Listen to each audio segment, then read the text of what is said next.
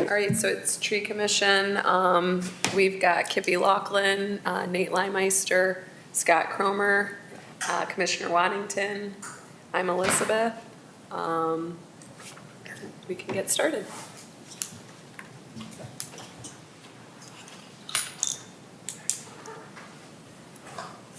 So do you want to? Well, I know our agenda is pretty lax. So, I mean, if you guys want to do tree stats, that would be awesome. Yeah. I changed it a little bit. I'm just going to do a report from July 12th through September 20th. That's from the last meeting. So John is coming. John is coming. Okay, yeah.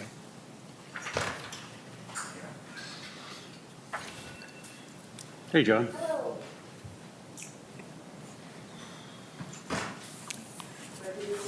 Okay. So we're just going to go over tree stats and call it a day. We lose Jim? Haven't seen him in a couple of meetings. All right, I'll restart. So the forest report from July 12th through September 20th. We had 86 trees that we removed.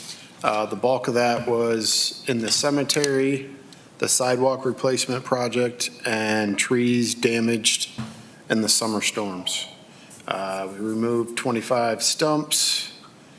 Those were mostly for the sidewalk replacement project. Trees trimmed, we did 36 limb ups for the stop sign and right-of-way clearances, 24 complete trims, 3 young tree training, which the young tree training should pick up in late September through the rest of the year. That's where our focus is going to go to rather than removals.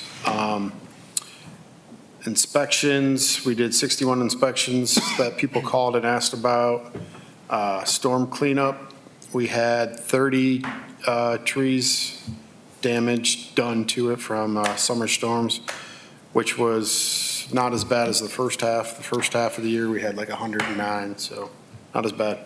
Right now, we are working on our fall planting list, and we should be doing the planting in October and November.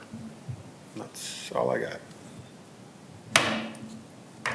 So through the winter months, you guys are doing a lot of damage control with the ice and the weather and whatnot. So we do snow and ice operations, but we continue through the winter months. We'll do a lot of young tree training and complete trims in the winter.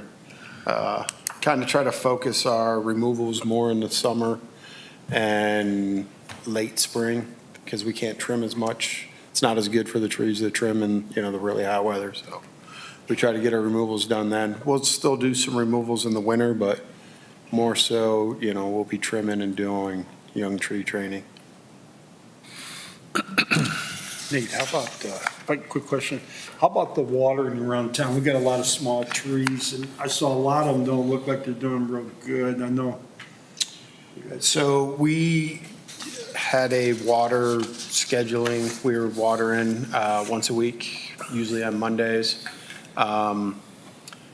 We got away from it a little bit in August. We had a lot of other projects that came up, but we're going to do some final watering here in September and to make sure everything's good the end of the year. So We also had our watering tank that we use has a pump on it. We had some mechanical problems on it, so that kind of delayed us for a little bit while it was getting repaired. So. yeah.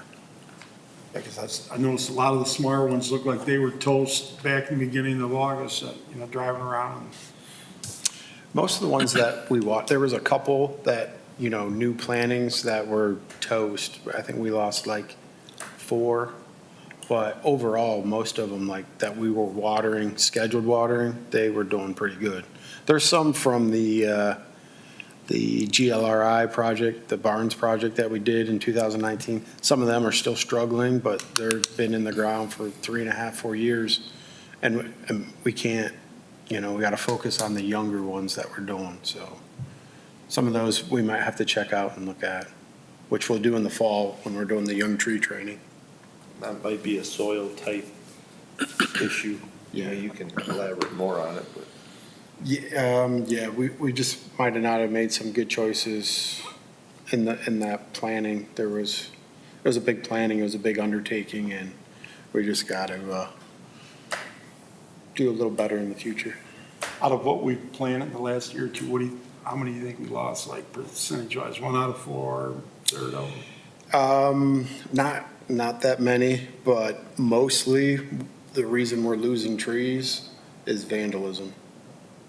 Like in our parks, the grounds guys just reported to me today that we lost 3 more trees in Sproul Park from vandalism. People breaking the tree in half, breaking all the branches off. And so in the past 2 years, vandalism, we've probably lost 40-plus trees. Wow. Okay. Not so much in our boulevards, but in our park areas, where we're planting them in the parks. They'll come, because they're still 2 to 3 inch caliper trees, but whoever hangs on them or pulls them down and snaps them at the base of not the base, but on the trunk of the tree. They're broken all different spots. I They just remember a while abuse them. back, Bree brought up a good point. I think they had a replacement one, her dad wanted one down on Central Avenue. Do we follow up with the neighbors as far as water, and they don't want to get involved? I know if it's on the city right away, or do they? So when we plant, we leave a door hanger saying, what your new tree is and what the recommended watering is. If they're around, I try to talk to them. A lot of people are interested in helping water, so a lot of the locations that we pick, we try to have people that are interested in having a tree, so they want to water. I mean, not all locations are, but, a lot of them are. So they do help out in watering also.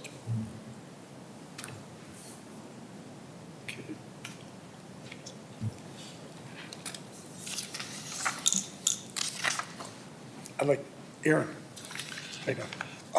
When we did that Great Lakes restoration, got the money for that and did the trees, did we look at the process of where, like soil or where we plant them, and are we going to be able to get the water on them, or do you know if we did any research prior to, and what type of trees that we ordered? And We didn't take soil samples at every location, but the trees were picked based on location. Every site was looked at and gone through, Okay. and every tree was individually selected for the exact location based on the surroundings, but we Okay. didn't necessarily take soil samples.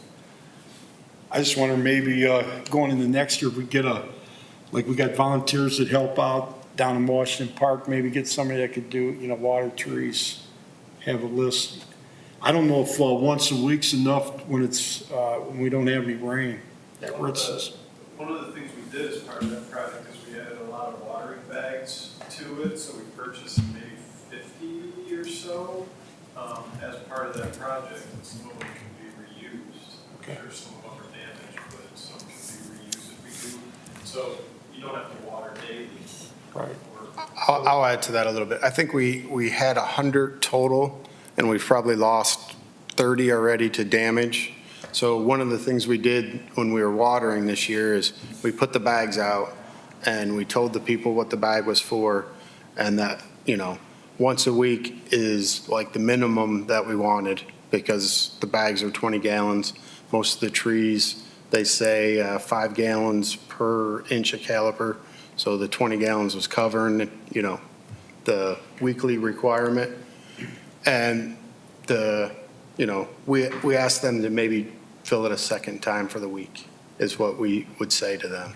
And that way it would get watered properly. But like I said, a lot of the bags got damaged, mowers hit them, people pick them up, walk away with them. It's a good idea, but it's not the best. I thought it would work a little better, but.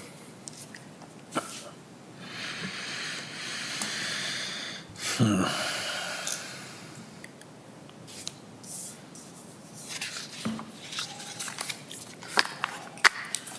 had a question, kind of more of a personal. Is there anything going on with new trees, like in the downtown, like Water Market, Columbus Ave area? Like replacing or?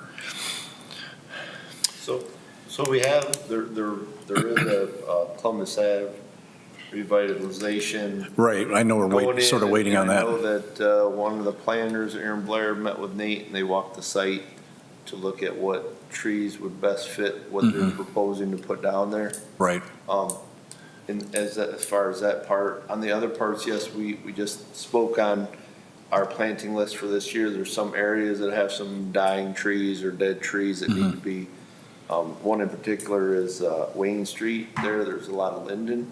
They're starting to die off. They're by Value City, I believe. And they're starting to die off. Some of them are already dead. There's maybe one or two. The other ones are in decline. So we're looking at that option as long as with what Elizabeth has a running list of tree planting requests that we want to look at that as Right. far as what boulevards. And then we want to look at what we have as far as funding for that and get a amount of trees that we can plant this year. We know, I mean, Nate and I have been talking about planting. Nate likes to plant the young trees because he feels like he does a good job in getting them the appropriate tree for the right spot, taking the burlap off in the basket and Get getting them the soil started right. around it, the good soil around it to keep it moist. So we're constantly talking about doing that compared to maybe hiring a big, someone to come in and plant them. Maybe have our staff, we're in the process of looking. We just have, I think, went out to the public for a fourth forestry person okay. to fill that position, so that'll help us down the road. That's good. Another thing we were talking about is maybe purchasing some soil moist to put in that soil. That it's like a gel that'll absorb it and it holds that moisture in the soil when you get into more rocky, dry, not very good soil to hold it. Maybe purchasing some of that. I know we did it way back 20, 30 years ago when we did some planting projects, which keep it moist and keep those roots coming. So we also talked, like back in the day, we also did like fertilizing on a small scale, but maybe that's another thing we can look at with additional help that we have and maybe give them a little boost at the beginning. I don't think, Nate would probably know better than I, but I don't think like doing them right, like new tree planting, I don't think you're supposed to give them the fertilizer, but Right. maybe that second year after those roots start growing, I think they do recommend giving them a fertilizer to kind of get that root going and get it start expanding out. So Okay. we've been talking through it. That sounds good. I was does the sidewalk trees, I'm sort of asking for myself. I have the building on West Water Street, and there are these 3 crabs that are not the greatest street trees. And, they're messy, not to mention they're hard to walk under is the main thing. But would I make a request, is that under the city's purview alone? So we've been getting requests, and I think that was one of the things that Nate on his walk is we've been getting a lot of requests for in the downtown area. Some of the trees are hindering the view of the signage in the storefronts. And then along with, like you said, they're shorter and it's hard to get under them. Yeah. You gotta trim them up. So Nate and I have talked about that also is when you start limbing them up like that, it makes the tree look not in good shape. Exactly, right. Because it takes away from what the purpose of that tree is. So that's what we got to determine is when we do that, what tree to put back there in coordination with the revitalization project, how far in the the range of how far they're going out on those side streets. Right. And kind of the 5-year plan, 10-year plan to see, we don't want to plant trees and use funds for those trees if they're going to be moving or in the Sure, direction. yeah, I agree. down You the have to road, so. be part of the grand plan. Yep. Okay. Yep. So, yeah, they've been kind of a problem tree for us, and I was just curious if that was. The one right, or- you're talking about on. It's across from the parking lot. Garage. Not the garage, but. Or the parking lot. Parking lot. Parking lot. Yeah. Yep, just north of that. Yep. Right in that Soda Pop, I think it's. Yeah, called. soda pops, and Yep. there's like 3 or 4, and there might be some in front of Otaco too, I think, that Yeah. are, Yep. that same stretch. Just seems to be something more, like a column or something, just something that grows. It goes up and it goes really wide. Yeah, it goes And- wide. And it's like this Yeah. much a canopy. Yeah. And it's like, if I limb it up, there's like nothing. Oh, yeah, left. I agree. You can't do much with them right now. I just didn't, I'm sort of looking for maybe a replacement that, like across the street, I think I don't know if they're oaks across the street by the There's parking a lot? couple pairs across the street. Yeah, we don't want pears anymore. No. So, okay, Yeah, we're looking at species selection to yeah. fit. I know it's critical to have the spot. right And one. It's tough because those trees in that contained area, there's no place for the roots to go, so you can't put a big tree, Right, and you want shade, but it's just tough. yeah, it's a really tough balance. Yeah. So Okay. that's another item that we talked about, John, is, normally we want 2 to 3 inch caliper, but, when you get that bigger, it's hard for those balls to go in those tree wells, too. Sure. So the bigger You're you really get- limited. So we want to, Nate's preferring to reduce it and go to like 1.5 to 2 inch, but then they're more susceptible to the vandalism, like in the parks, Right, and then right. shorter tree, they don't, so we're kind of weighing all the options on what's the best to move forward. They got to We put a do know fence there's- around them. Yeah, yeah. We know the downtown area needs some work with Yeah. trees. Yep. And we're just trying to decide what's going to be best moving forward. Okay, It's on our list of. okay, yeah. Yeah. And those in particular, like, I think those, I've seen Yeah. people duck, I've ducked myself walking down that sidewalk, so those are a more immediate need that we got to address, so. Okay, I didn't, yeah, it was just, We're making note. you have a of it. grand plan. Yep.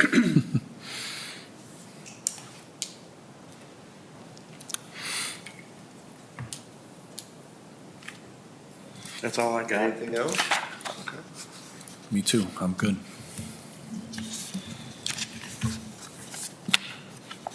I think they have quorum if you guys want to, What, I'm gonna turn they off? have quorum, don't they? No, No? Okay. no, you need at least one more person. Yeah, that's right. So I'm gonna stop recording.